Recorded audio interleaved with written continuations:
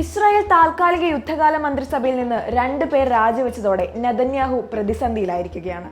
മന്ത്രിമാരായ ബെന്നി ഗാൻസ്, ഗാഡി ഐസൻകോട്ട് എന്നിവരാണ് രാജിവെച്ചത്.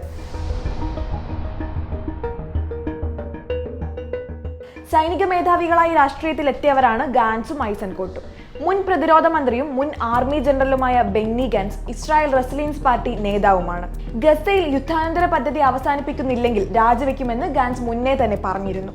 യുദ്ധം ഏറ്റവും കുറഞ്ഞത് കുറച്ച് മാസത്തേക്കെങ്കിലും നിർത്തിവെച്ച് ബന്ദികളുടെ മോചനം ഉറപ്പാക്കണമെന്നായിരുന്നു ഇരുവരുടെയും ആവശ്യം. ഇത് അംഗീകരിക്കാത്ത സാഹചര്യത്തിലാണ് ഇരുവരുടെയും രാജി. യുദ്ധം തുടരരുതെന്ന ആവശ്യം നെതന്യാഹുവും അദ്ദേഹത്തിന് പിന്തുണ നൽകുന്ന തീവ്ര നേതാക്കളും അംഗീകരിക്കുന്നില്ല. കൂടാതെ ഐസൻകോട്ടിന്റെ സൈനികനായ മകൻ ഡിസംബറിൽ ഗസയിൽ കൊല്ലപ്പെടുകയും ചെയ്തിരുന്നു. യുദ്ധം വിജയത്തിലെത്തുന്നതിൽ നിന്ന് നെതന്യാഹു തടയുന്നു. അതിനാൽ തങ്ങൾ അടിയന്തര സർക്കാരിൽ നിന്ന് വേദനയോടെ എന്നാൽ നിറഞ്ഞ മനസ്സോടെ പിരിയുന്നു എന്നാണ് ഗാൻസ് പറഞ്ഞത്.